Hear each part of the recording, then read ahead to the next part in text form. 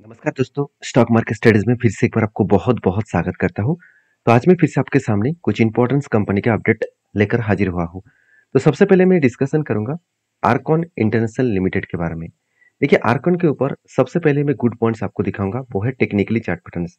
तो फाइनली एक पैटर्न्स के ऊपर मैं बहुत दिनों से इंतजार कर रहा था, मुझे वो पैटर्न्स मिल चुके हैं।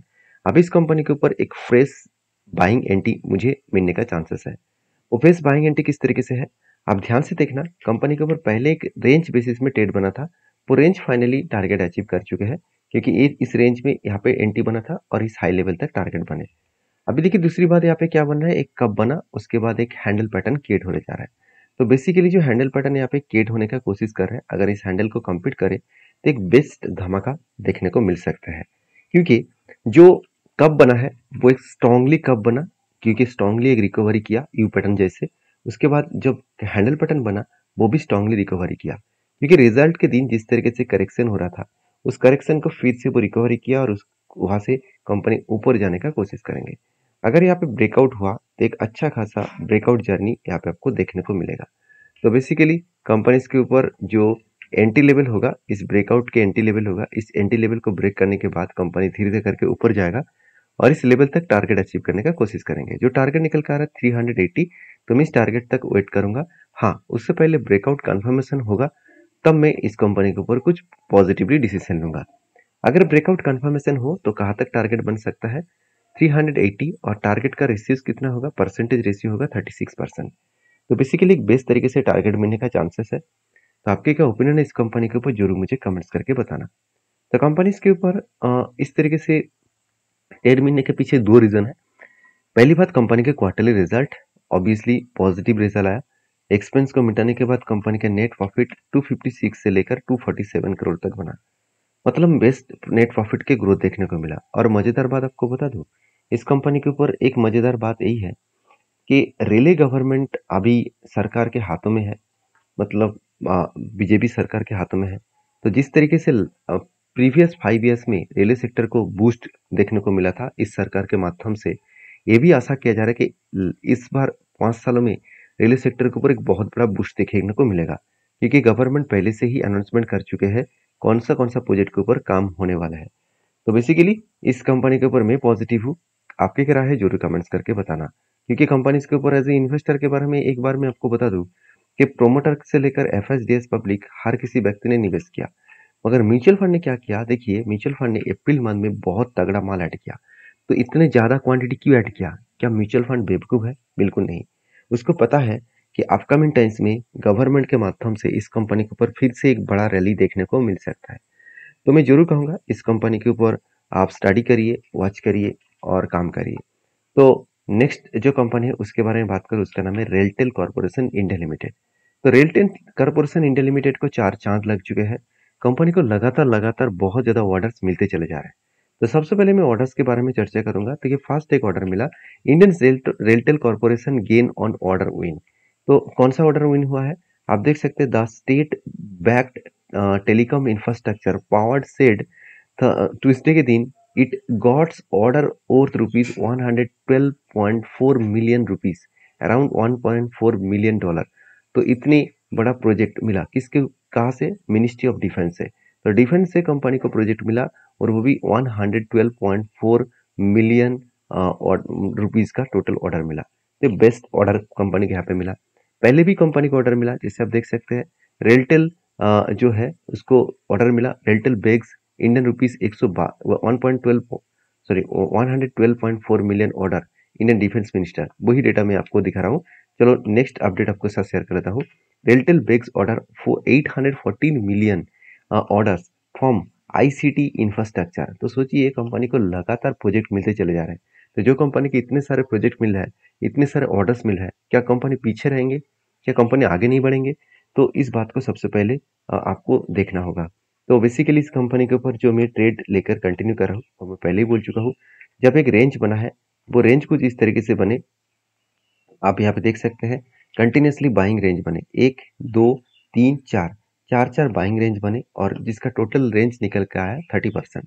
तो जब भी कोई बाइंग इस तरीके से कंटिन्यू बने तो हमेशा मैं इंतजार करता हूँ नीचे लेवल को जब टच करेंगे तब एंट्री बनेगा और इस हाई लेवल तक मेरा टारगेट रहेगा। तो देखिए कंपनी धीरे-धीरे करके वो हायर हाई बनती है। देखिए हायर हाई मतलब क्या है? पहले हाई बने, उसके बाद नेक्स्ट हाई, उसके बाद तीसरी बार हाई, उसके बाद देखिए चौथी बार हाई बनाएगा और उसका टारगेट भी अचीव करेंगे। तो इस तरीके से सिचुएशन को मेंटेन करके कंपनी आगे बढ़ रहा है। तो मुझे लगता है जो सिचुएशन यहाँ पे बना है उस सिचुएशन के बेसिस में कंपनी बेस्ट तरीके से टारगेट को अचीव करेगा।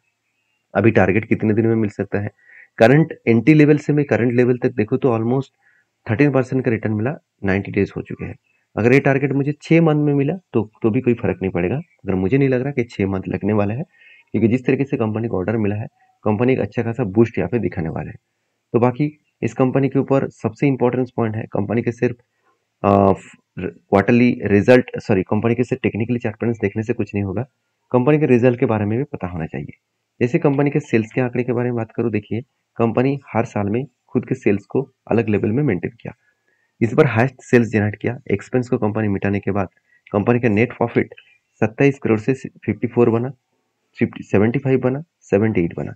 मतलब बेस्ट तरीके से कंपनी का नेट प्रॉफिट यहाँ पे ग्रोथ होता देखने को मिले। अभी इस कंपनी के ऊपर एक पॉइंट्स को और भी नोटिस करना, कंपनी के ऊपर एज ए इन्वेस्टर, प्रोमोटर से लेकर एफएसडीएस पब्लिक हर किसी के इन्वेस्टमेंट यहाँ पे आपको देखने को मिल जाएगा। तो मुझे लगता है अच्छा खासा एक इन्वेस्टमेंट यहाँ पे देखने को मिलेगा और उसी बेसिस में कंपनी आगे भी बढ़ सकते हैं।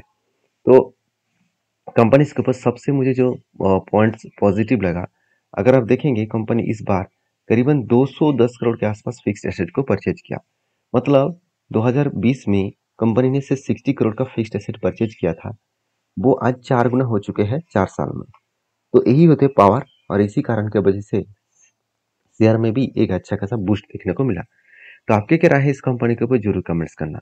नेक्स्ट जो कंपनी उसका नाम है railway Vikas Nigam limited. One of my favourite company है, क्योंकि इस कंपनी को लगातार लगातार बहुत सारे प्रोजेक्ट मिलते चले जा रहे हैं और इस कंपनी का मेनली जो काम है, आप रेलवे के इंफ्रास्ट्रक्चर हो, साथ ही साथ रेल लाइन्स हो, रेल इलेक्ट्रिफिकेशन हो, मेजर ब्रिज हो, वर्कशॉप हो, प्रोडक्ट यूनिट हो, इस तरीके से काम के ऊपर कंपनी काम करते हैं। तो कंपनी उतना पुराना भी नहीं है, अराउंड कंपनी 20 साल हुआ है, 20 साल कंपनी काम कर चुके हैं इस फील्ड में। 20 साल में कंपनी खुद को एक अलग लेवल का कंपनी बना के छोड़ छोड़ चुके हैं। मतलब कंपनी का मार्केट कैप अभी 80,000 करोड़ के मार्केट कैप के हिसाब से है। मतलब एक बेस्ट तरीके से मार्केट कैप देखने को मिला। हाँ, वैल्यूएशन थोड़ा सा हाई है, कितना हाई है मैं एक बार आपको दिखा भी दूंगा। देखिए कंपनी का वैल्यूएशन बहुत हाई है, एकदम टॉप लेवल में है, क्योंकि इसके एवरेज पीरी से निकल कर आ रहा है 7 और कंपनी के पीरी से निकल कर आ रहा है 50। मतलब इस हाई वैल्यूएशन के ऊपर काम करना थोड़ा सा रिस्की जोन हो सकता है। फिर भी जब कोई भी सेक्टर बुलियन में होते हैं तो उस टाइम में वैल्यूएशन को लोग चेक ना करके ही काम करते हैं। तो वहाँ पे वैल्यूएशन कोई काम नहीं करता है, तो वहाँ पे लोग लगातार उस कंपनी के ऊपर कंटिन्यूसली बाइंग करने का ही कोशिश करता है। तो क्या कंपनी की क्वार्टरली रिजल्ट अच्छा हुआ? हाँ, कंपनी के रिजल्ट बहुत शानदार हुआ, क्योंकि 5,700 करोड़ से 6,700 करोड़ तक कंपनी का सेल्स दिखा। उसके साथ साथ कंपनी एक्सपेंस मिटाया, उसके साथ साथ कंपनी का नेट प्रॉफिट भी 350 करोड़ से 450 करोड़ के आसपास बना। मतलब बेस्ट तरीके से कंपनी का नेट प्रॉफिट भी यहाँ पे ग्रोथ होता देखने को मिले। तो ओवरऑल सारे पॉइंट्स को सामने रखते हुए मैं एक ही बात कहूंगा कि जो ग्रोथ कंपनी के ऊपर हो रहा है, उस ग्रोथ में कंपनी बहुत आगे जा सकते हैं। जैसे कंपनी का अगर नेट प्रॉफिट के बारे में बात करूँ, साल भर में 1400 करोड़ का नेट प्रॉफिट है। अगर मैं कैश फ्लो को देखूँ तो करीबन 2900 करोड़ का कैश फ्लो देखने को मिलेगा। तो आप कहेंगे सर कंपनी का कैश फ्लो ज़्यादा दिख रहा है, कंपनी के प्रॉफिट कम है, क्यों? क्योंकि कंपनी के इस बार हाईएस्ट देखा जाए तो कंपनी का ज़्यादा डेप्रिसिएशन देखने को मिला, क्योंकि पहले 5 से 6 करोड़ का डेप्रिसिएशन हुआ करता था, अभी डेप्रिसिएशन भी बढ़ चुके हैं और इंटरेस्ट भी बढ़ चुके हैं। और यही एक वजह है जिस कारण की वजह से थोड़ा सा कैश फ्लो में एडजस्टमेंट देखने को मिला। और एक रीजन है, पिछली बार कैश फ्लो नेगेटिव में था, उसको भी रिकवरी कंपनी इस बार किया है। और सबसे इंपॉर्टेंट पॉइंट है कंपनी का रेशियोज, जो मुझे सबसे बेस्ट लगा। एक टाइम कंपनी के रेशियोज 30 डेज 20 डेज के आसपास देखने को मिला था। मतलब कंपनी के cash conversion cycles 30 to 20 days देखने को मिला था। अभी वो सिर्फ 20 दिन हो चुके हैं। मतलब कैश कन्वर्जन साइकिल्स जो है वो एकदम ना के बराबर आ चुके हैं। तो कहने का मतलब है कि कंपनी बेस्ट तरीके से सिचुएशन को मेंटेन किया, बेस्ट तरीके से सिचुएशन को हैंडल किया और यही कारण की वजह से शेयर में एक अच्छा खासा बूस्ट देखने को मिल सकता है। बाकी आपकी क्या राय है इस कंपनी के ऊपर जरूर कमेंट्स करना।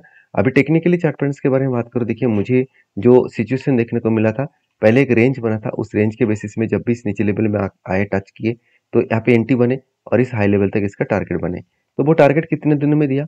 जब एंटी बना था उस एंटी लेवल से अगर मैं टारगेट तक देखूँ तो ऑलमोस्ट ऑलमोस्ट 90 डेज में 30% का आसपास, सॉरी 99 डेज में एटलीस्ट 3 से साढ़े 3 मंथ बोल सकते हैं, साढ़े 3 मंथ में 31% के आसपास रिटर्न दिया। तो मेरे हिसाब से बेस्ट रिटर्न है। अभी मुझे एक पैटर्न्स तो मिला था, कब मिला था, मुझे एक हैंडल पैटर्न चाहिए था, मगर मेरे चाहने से कुछ भी नहीं होगा। मार्केट मार्केट के हिसाब से काम करेंगे, तो पैटर्न नहीं बना तो इसलिए मैंने यहाँ पे कुछ डिसीजन भी नहीं लिया। तो ये था कुछ कंपनीज के अपडेट। अगर वीडियो अच्छा लग रहा होगा तो लाइक करना, और साथ ही साथ आप किस कंपनी के ऊपर वीडियो देखना चाहते हैं वो भी मुझे कमेंट्स करके बता सकते हैं। उसके ऊपर डिटेल जो टेक्निकली एनालिसिस है वो मैं आपके साथ करूंगा। तो नेक्स्ट जो कंपनी उसका नाम है विस्को ट्रेड एसोसिएट लिमिटेड। तो विस्को ट्रेड एसोसिएट लिमिटेड एक छोटा सा कंपनी है, 166 करोड़ का कंपनी है, और इस कंपनी के ऊपर जिसका फेस वैल्यू है 10 रुपए का फेस वैल्यू है, इसको ब्रेक करने वाला है।